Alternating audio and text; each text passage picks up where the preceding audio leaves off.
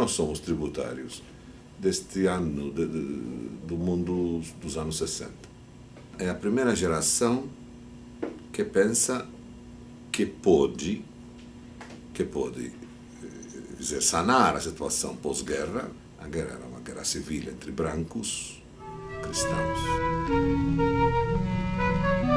Même un paysage tranquille, même une prairie avec des vols de corbeaux, des moissons et des feux d'herbe.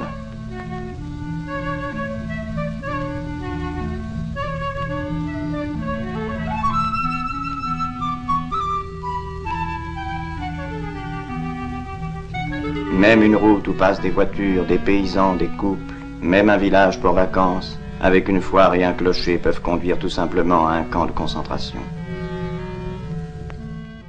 Isso era o primeiro genocídio de branco sobre branco.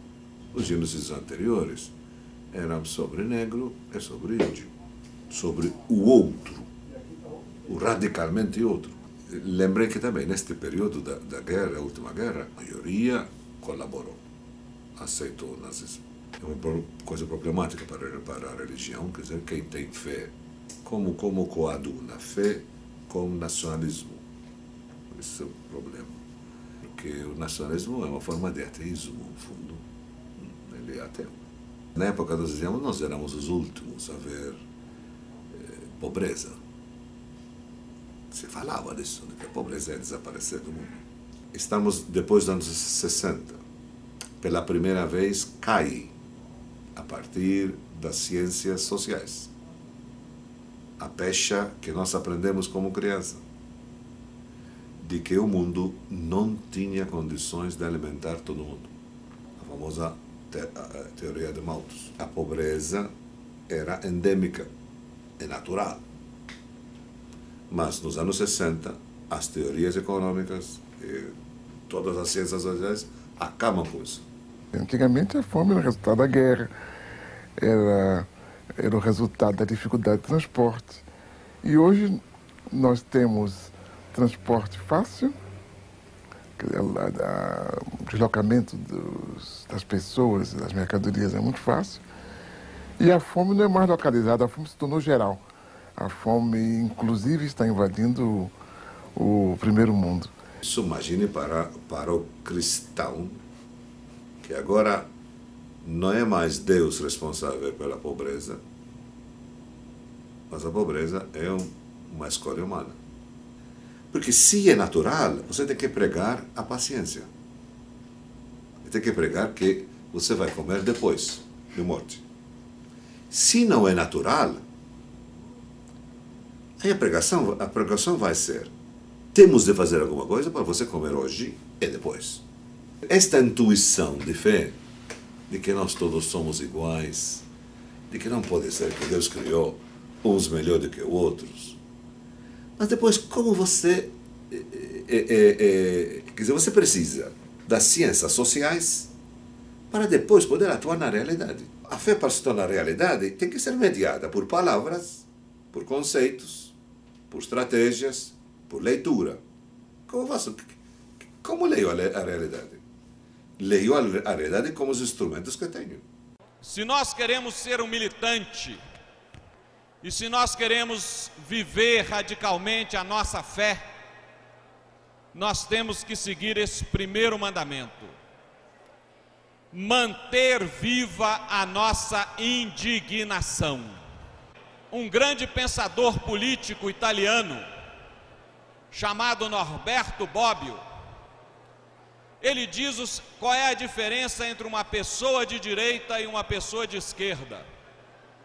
E ele diz o seguinte: é de direita toda pessoa que acredita que a existência de uma humanidade divididas em pobres e ricos é tão natural quanto a diferença entre o dia e a noite.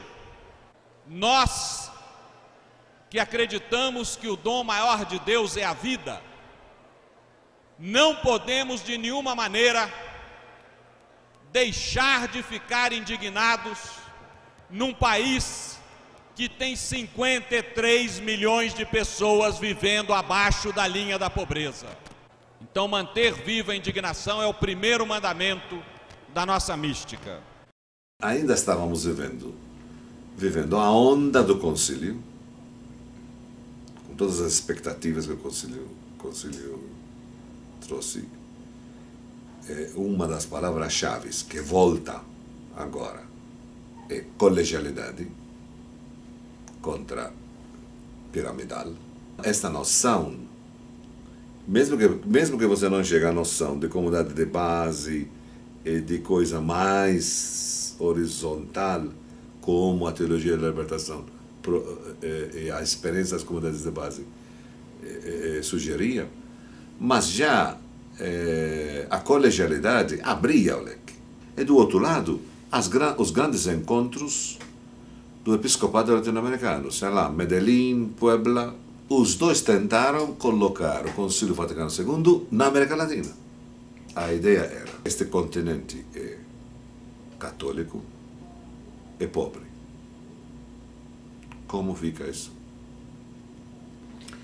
No início, talvez, o concílio pensou em aggiornar a igreja, quer dizer, colocá-la em dia. Mas depois, eu acho que no concílio houve um grupo, quer dizer, uma vez que se abriu de verdade de que se podia falar, aí vieram bispos de vários lugares e falaram, bem, o primeiro problema nosso não é só melhorar a liturgia, fazê-la passar do latim para português. Isso é muito importante. Mas o primeiro problema nosso é a pobreza. É o sofrimento humano. Volta como tema central do Francisco. Aí não se pode explicar Francisco a não ser através da volta ao... Não se pode explicar Francisco através de Francisco. É uma bobagem. Ou seja, argentino, é a volta do concílio.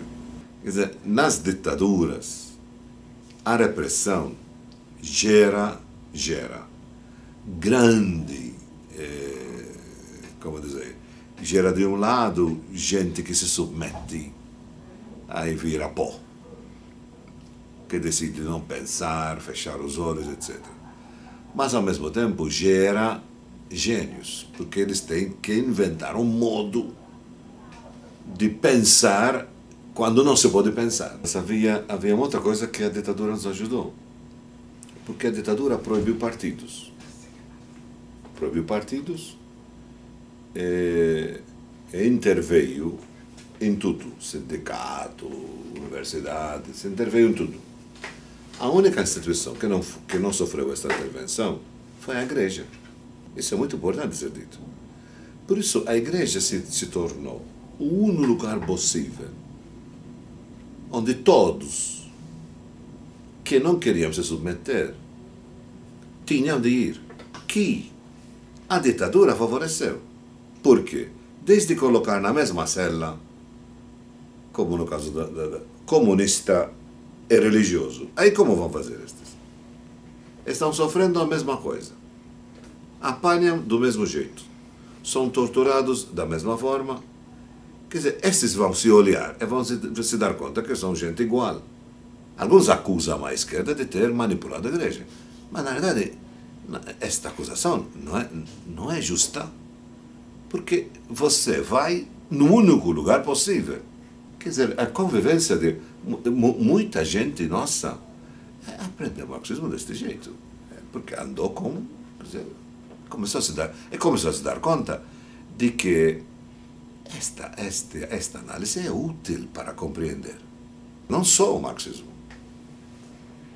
como o teatro. Quantos grupos de teatro surgiram na igreja? Porque o teatro era proibido. Também a igreja descobriu aqui o valor do teatro como expressão importante. Porque os artistas eram proibidos. E a igreja descobriu o valor da música popular. No cheiro do incenso, erguemos o fruto do nosso trabalho. Senhor, Olorum. O som do atabaque, marcando a cadeia.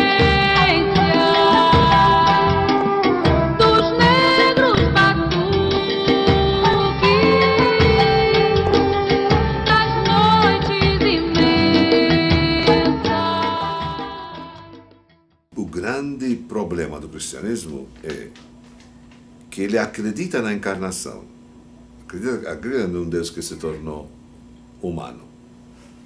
Mas o grande perigo dele é que isso é extremamente desconfortável. É muito fácil acreditar em um Deus que está longe do que em um Deus que está perto. É muito mais incômodo. Isso significa que o sofrimento humano, como dizia Dom Paulo, é teológico, porque Deus sofreu. Aí, Dom Paulo dizia, quando eu tenho fome, é uma questão material. Quando meu irmão tem fome, é uma questão também teologal. É Deus que tem fome. De tempo em tempo, o cristianismo tem crise e volta à questão do pobre. Por quê? Porque acreditamos em um Deus que se tornou gente, pobre, foi solidário com os pobres, defendeu os pobres e foi morto por causa disso. E numa dupla condenação civil e religiosa. E na forma do creio, que tem palavras que até hoje eu mesmo não entendo. Mas o que é inteligível a todo mundo é que nasceu de Maria, da Virgem Maria é complicado de entender, mas nasceu da Virgem Maria com a ação do Espírito Santo e padeceu sob Pôncio Pilatos. É uma afirmação de um juízo político.